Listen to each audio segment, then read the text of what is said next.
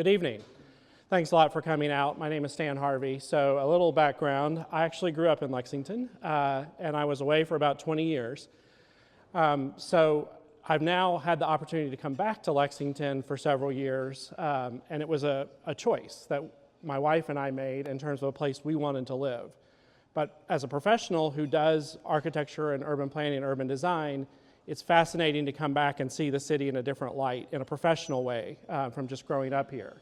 So what you all know as a premise and what Hal will talk a lot about tonight is we live in a relatively complicated planning and development environment in Lexington. It starts with a premise that started one of the first in the country in 1958 to establish a growth boundary, which is pretty unusual.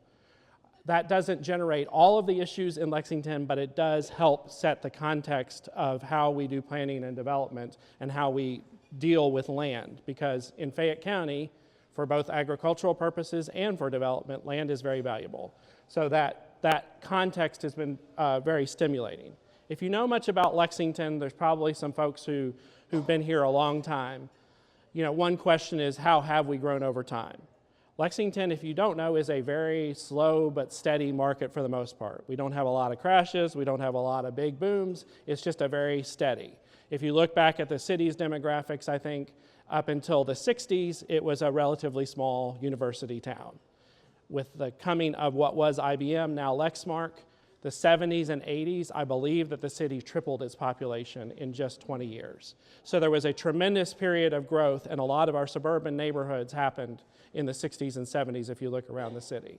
Since then, the city has pretty consistently, I think Hal will maybe verify, grown about 35 to 40,000 people a decade generally. So it's been a pretty steady growth. Now the pandemic was a plateau, and there was a period there that paused, but if you have seen the recent census demographics that came out, once again, from 23 to 24, Lexington was estimated to have gained, I think, 4,500 or 5,000 new people. So we're back to that same growth pattern that was pretty typical. So the question becomes, where can we accommodate growth? How do we plan for that growth the most effectively that we can? So one thing we can do is periodically and thoughtfully and relatively rarely, for the most part, Hal will talk about we can add land. So we can take that boundary and we can add. And there's been a lot of effort over the last 4 years in particular to be thinking about how we do that and how we've learned. And so Hal will talk about that area that could be new that could be added. We actually still have a lot of undeveloped area that's in that growth boundary. So I'm going to talk a little bit about where is that, how much could it accommodate, what are ways, because at some level I think we all want to maximize the potential of things that we have so that we can preserve open space and agricultural purpose. And then I'm also going to talk a little bit about what will touch on in a very granular basis, which is how do you do that complicated, rough, tough work of redevelopment, which a city like Lexington, I would suggest, has opportunities more than many because of the way it has grown. If we are really proactive and progressive about redevelopment, that can be a significant strategy, but it is complicated. So the Fayette Alliance commissioned a housing study a couple years ago that I thought might be a good preface just to start with. It looked back at the last 20 years and just kind of what are the trends. What you see in the green in all these is what's going on in the United States. And what you see in the darker color is what's going on in Lexington at that same time. For the most part, what you all know is since 2000, there's been a drastic increase in the price of housing over time. You see that there's been, Lexington as usual is a little bit more smoothed out curve in terms, but we mirror that trend, and in fact, we're maybe slightly below it. The same thing is happening in apartments and rent. Rent is going up dramatically. Once again, and I know many will point out that, you know, that green line includes major metropolitan areas, and so to those of us on the ground, the home price escalation and the rent escalation are very real. Even if they are lower than the national average, they're still very real. So one of the most interesting things I thought about that study was this looked back and just showed how much housing we were building in different price points over that history. And what you see is how much, there's different bands at the bottom. So the darker colors are the higher end market, 500,000 plus and others.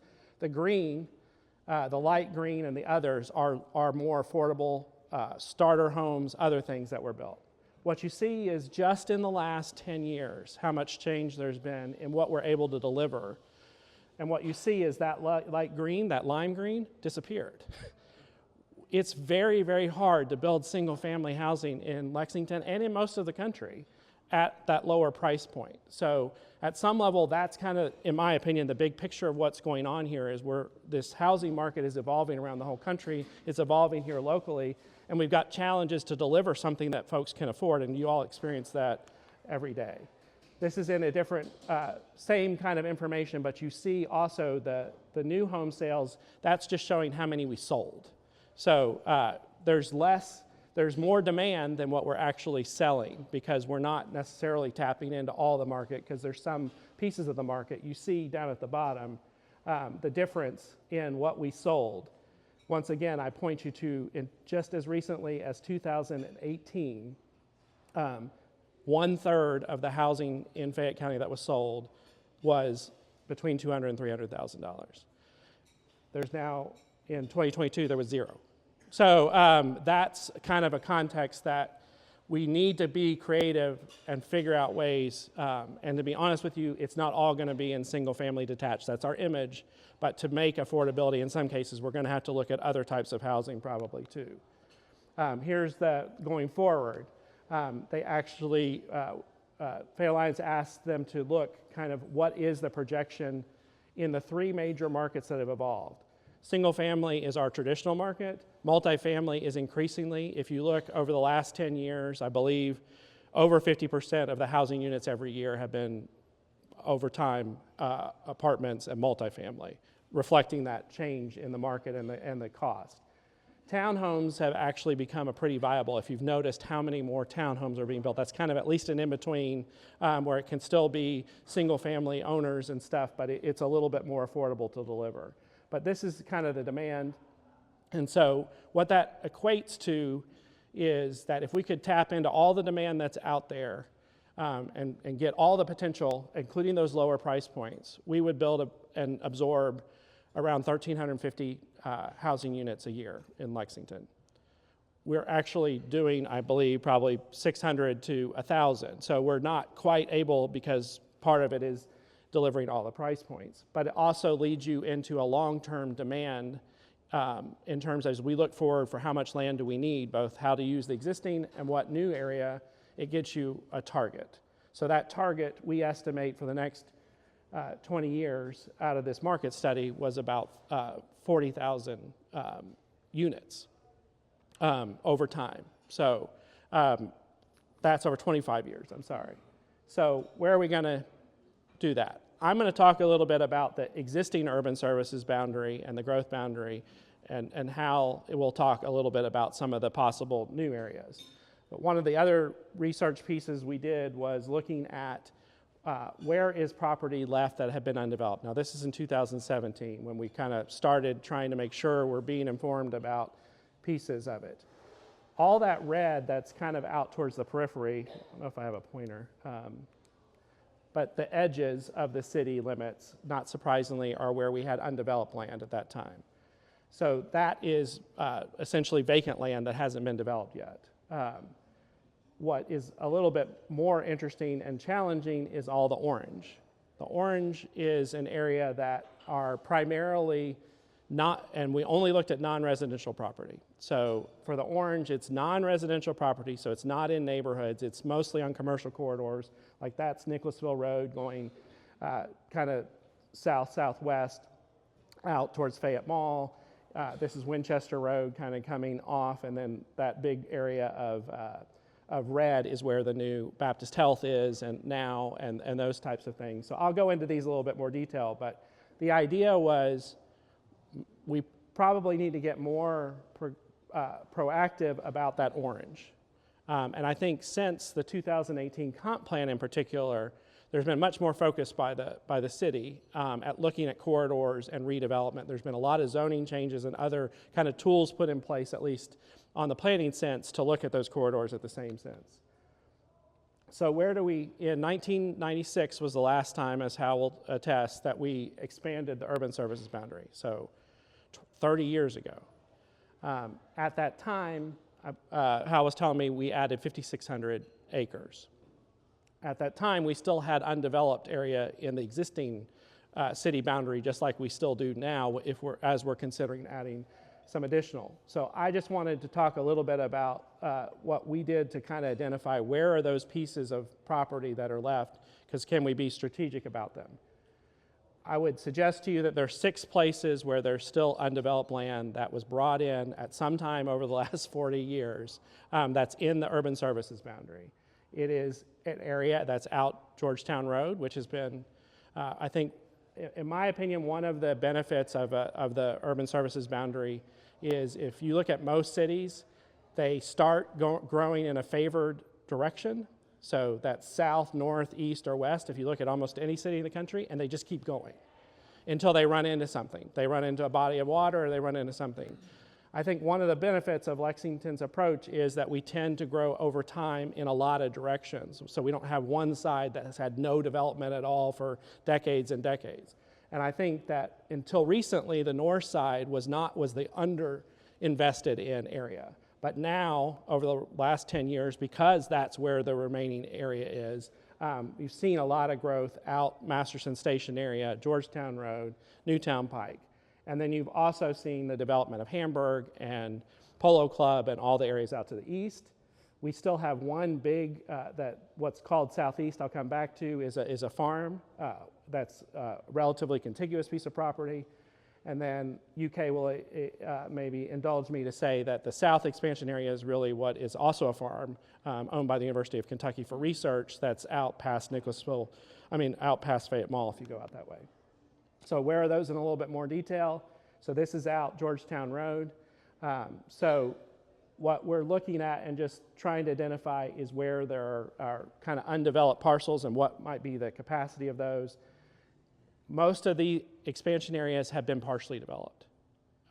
So it's now remnants. And I think what Hal will talk about is one of the ideas of the expansion area process that's going forward is maybe more kind of upfront discussion of how streets and roads and parks and everything work comprehensively in an area like this. There was expansion area master planning done for these areas, but wasn't quite the level of detail that Hal will discuss is being contemplated now. There's also big chunks out Newtown Pike, Coldstream. If you've seen the evolution of Coldstream Research Park, also owned by the University of Kentucky, it started off as a very suburban office park, and over time it's gotten a little bit more mixed use and more dense. That's been because there's been zoning changes and others. In my personal opinion, that potential still exists to really be quite urban in terms of housing and other things. The apartments out there, I understand, have done extremely well. So there is that desire to kind of live in a little bit more mixed-use environment. There's remnants, including out Russell Cave Road and out North Broadway that's still, and wherever you see the R's, and I mean the yellow lines, those are areas that are zoned for residential. So there's not a change that's needed. That's just showing where there's still potential. This was looking at Coldstream, I mentioned. That's a very big piece of property. Most of it is still a lot of grass and parking lots, so there could still be potential, in our opinion, to densify that. This is out Hamburg, so you see in the middle, that's Baptist Health under construction. The new school complex is out there, but you see big pieces. Patch and Wilkes Farm has been in the news more recently, which is the area up on the north side of Winchester Road for I think proposed Kroger and other things. So that is there's still these pieces that sometimes if you're not paying attention, that are pretty big contiguous chunks that could be residential neighborhoods. You've seen Hamburg fill in, particularly around Douglas and the area back in behind Tuscany and all that. There's still chunks of land and residential plan in there, and then there's still area out Man o' War and Winchester that is also planned for additional residential development in neighborhoods. So those are three kind of big areas. The left is Patch and Wilkes.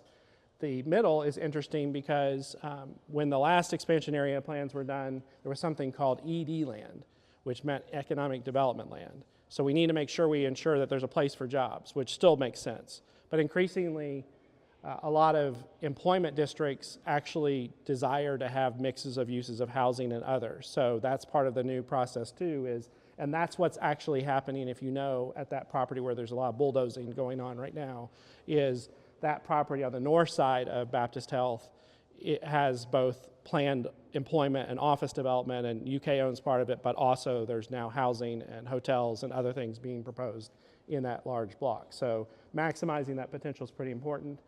If you live out east and you live out Brighton Trail, there's still sections out towards Walnut Grove. There's limited pieces that are still out there in Todd's Road area that still are out there in the existing. Those were expansion areas that were brought in 96. You have, in my opinion, the biggest opportunity we still have inside the urban services boundary, which is what's called Overbrook Farm. It's almost 900 acres. It's out Tates Creek Road and DeLong. It's a farm still, but it is in the urban, so Armstrong Mill is the northern boundary for those who know that area. I think our suggestion is to follow the good model that planning has established with the new expansion areas and say, you could do that with that. We have this opportunity to really create a maximized housing potential that has townhomes, has apartments, has a mix of, and some jobs and retail. That we don't get those opportunities. And the other thing you'll see is all the green. What Hal will talk about is the opportunity to go ahead and identify greenways and conservation areas up front. It's sometimes difficult to get dedications and have usable open space when you're kind of on the back end of development. So I know that's a key strategy. This is South Farm that I was mentioning out towards Nicholasville and the Jessamine County line. It's in a plan called Imagine Nicholasville Road. So I think there's been effort by the planning department to look at these major corridors and look at how what is now a farm over time probably won't always be UK's agricultural research. It's increasingly moving out Newtown. So what's the potential of that? So all of that is some significant. One of the things that's happened is that there's kind of a knowledge and a lot of effort towards updating the zoning ordinance to allow, have a little bit more flexibility in residential districts so that you can build townhouses or other things in more places, you know, if that's part of our challenge is the affordability. So I think that, you know, to us, there is the need to apply those new zoning regulations to these existing areas, have the same level of planning, particularly for Overbrook, that we're having for the new areas. And then, I don't know if Hal will touch on this, but they're also looking at how to share cost with the private sector. So there's an infrastructure funding analysis going on where it's kind of looking at how does the public and private sector split cost of sewers and roads and parks and things. So that could also apply to these big existing expansion areas in terms of that attitude. So that's kind of the existing expansion areas that haven't been developed. I also wanted to spend a minute talking about redevelopment in Lexington. Sometimes I start with these just to make the point that sometimes you forget how much has happened in a redevelopment context in Lexington. We've had significant conversions of what was Lexington Mall. I would argue that having an urban services boundary and that kind of context doesn't keep as much vacancy. Like you don't see wide stretches of unoccupied shopping centers and stuff that you may see in many places, or fallow industrial land. We tend to kind of repurpose it because there's demand, it's close. So we've seen a lot of examples of reinvestment, what used to be Eastern State becoming BCTC, increased in, public amenities and community development out in Cardinal Valley. Baptist Health has continued to expand. We've added this. This is a redevelopment site. So this is a big property. This property owner looked and said, I had 127 acres. Most of it was just grass. and stables, can we start to look at, and they have a plan to continue that. We redeveloped Rupp. We added the distillery district. We reconstituted National Avenue, which has emerged as a major district within the city, and we'll talk about that expanding onto Delaware. So we have those. We have both, and then we have just individual companies and jobs that have been created in those redevelopment contexts. We've had mixed use. We've had new housing options. So where are those opportunities still exist? There's different categories of them. I think when most people think of infill and redevelopment, they think of downtown Lexington, and they think about the kind of that older core. If you step back a second, I would encourage us to think about places like Richmond Road. Richmond Road is developed, so it would be a redevelopment. It was developed not that long ago, but it's still arguably not a very efficient land use pattern. I think most would say it's not necessarily the most aesthetically pleasing part of the city, but there is still a lot of, there's even undeveloped land. So as you know, if you go out right before Jacobson, there's a golf driving range out there. There's the old Valvoline headquarters, and there is, you can really start to think as you drive around the city of these places. And then there's underutilized shopping centers where you'll probably see over time the same thing that's happened incrementally on Nicholasville Road. You start to see infill retail and other uses that have come in on Nicholasville Road, which is one of our oldest corridors.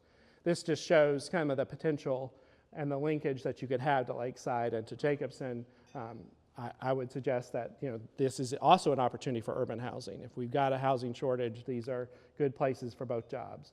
Then there's incremental opportunities like we'll talk about. So I won't spend a lot of time, but this was just looking at places like New Circle Road, which was also a study by the planning department. And how do you do incremental? These are really tough and dirty projects because they're taking individual properties for the most cases. So it's very hard to deal with multiple property owners with their expectations of redevelopment. But this is shopping center, this is Goodwill, if you know, out near Broadway. That's kind of it today. It does have functioning businesses. There's not lots of places in Lexington that are just, but you can kind of see like even those are incremental infill like we'll talk about. But those add up over time. That all adds up. And it puts you near jobs and services and Lextran and other things that tend to run in those corridors. We have been proponents that as we think about redevelopment, the city has always historically had what's called the infill and redevelopment boundary. I think it's the 1934 boundary of the city of Lexington because it was established under historic preservation law because we could do different things under historic preservation law in Kentucky. Over time, I think I would suggest that the fuchsia are things like Fayette Mall and things that were not here in 1934, but probably are pretty good redevelopment opportunities.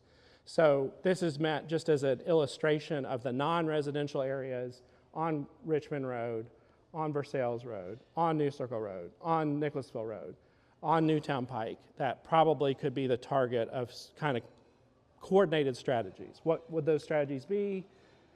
What we're already doing. We're very fortunate because we have a very proactive planning department already kind of aligned with those. What you see is, I would just want to, for sake of illustration, everything in orange is something that's had a recent plan. So there's already this notion. The first thing is like, let's build community consensus on this stuff, because it will be a change. And there's real issues about traffic and transitions of height planes and how dense it is and all those things. So that needs a community conversation as a starting point. But luckily, we've started to do that already on so many of these corridors. And Hal will probably mention the downtown core, which is that's a big area that now is expanded in its notion, but also a really important one. I think we'll continue to look at zoning. As the planning department would attest, like redoing zoning is very complicated and laborious, but maybe at least in some of these key target areas, like we have, there might be some look at maybe setting the table for redevelopment so that there's one less step for a developer to go through ideally. I think public infrastructure is really important in the redevelopment area, particularly multimodal transportation and parks and open space. A lot of these areas are not very humane. They're not places you would think necessarily to live because they feel like a lot of concrete and a lot of commercial. So part of making them be more mixed use and residential is investing in things like Town Branch and those kind of multimodal projects. I'm sure will attest how difficult it is to finance these. So there's a lot of things. We actually got a developer focus group together, and we asked them what would be the most effective economic tools that could be utilized that that probably, hopefully, mostly exist in Kentucky. And so there's some ideas here, and some of these have already, the Public Infrastructure Fund is a new thing, for instance, that the city created to try to, there's typically pretty extensive costs to redo sewers, put in structured parking, other things that you wouldn't see out in greenfield development. The other thing we've said is, even in that redevelopment area, I've said how property control is so important.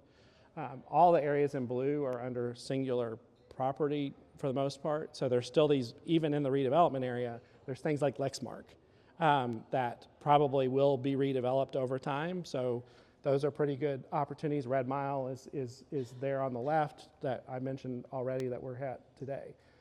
But the other thing is most cities have been pretty proactive. It takes some type of typically development authority or somebody who's acting on the city's behalf to kind of help instigate this development. So the other suggestion, if you look, so in Cincinnati, it's called 3CDC, that if you've been to Cincinnati, how much redevelopment has happened in downtown over the Rhine, et cetera, that a lot of that was instigated by a development authority that was kind of trying to work with developers and work through these difficult situations. So I'll end on back to that market demand. I mentioned the bottom line that the 2045 market is, I think, 32,500 units. So in the next 20 years or so, there's three places we can grow. We can grow in the new expansion areas, which are area 1, 2, 3, 4, 5, that Hal's going to talk about, that would be added to the city limits. We can grow in all the orange, which are the areas I touched on that are existing expansion areas that are undeveloped, that are out at the periphery in multiple directions. And we can grow through redevelopment, the most difficult piece, in the fuchsia. But we tried to quantify, just for sake of argument and being relatively conservative, how much potential is in those three buckets. What you see, our analysis was between 45 and 68,000 units could be in those three areas. So that is quite a bit, but we've got to work hard, particularly on the price points, to get that kind of potential. So that's kind of just at least hopefully setting the table for kind of some of the context physically about what's going on the ground and market in Lexington. And Brittany and Aaron, I don't know, did you want me to stop or take any questions or keep going?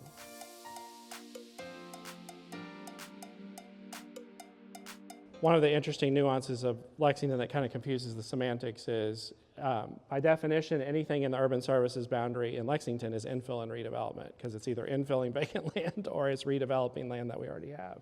I think if it was a little bit simplified to me, you have undeveloped land, which is mostly former farms or open spaces or whatever, and tends to be on the periphery. But as I mentioned, there's still examples of large assemblages that are just in some other kind of use right now.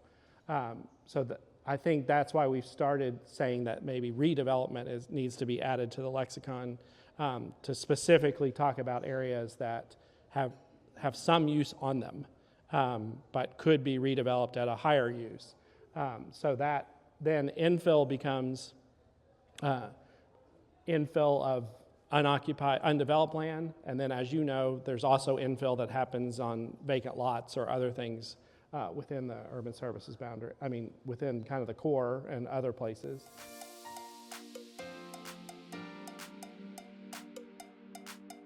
Yeah, if I understand the question, there's two reasons. One is just the planning horizon of how long it takes. So it's a very real issue and consideration that private property rights of who wants to redevelop or not. I will say that tends to change over time. So what is not in play or being considered now may be part of a plan or an idea, 5, 10 years from now. Things change because everybody has different circumstances. But the bigger issue that we've continued to advocate for is if you do incremental development that's based on not looking holistically at an area, you're going to have incremental development that's probably relatively disconnected because it had to respect whatever the existing property was or other things. So by nature, in my opinion, there's no way to not talk about areas in general that have potential and build community about that. And it may take a while to get there, just like it's taken a long time since '96 to develop some of the expansion areas that were brought in there. But I think they're still going to be developed and they're still part of a community plan. And so it's really important to decide where and how, but not necessarily, while property expectations and time horizons are important, I don't think in a long-term plan they can drive everything because of the nature of trying to do comprehensive development wherever you can and make places. It's really hard to make places when you're dealing with individual properties that are not very large.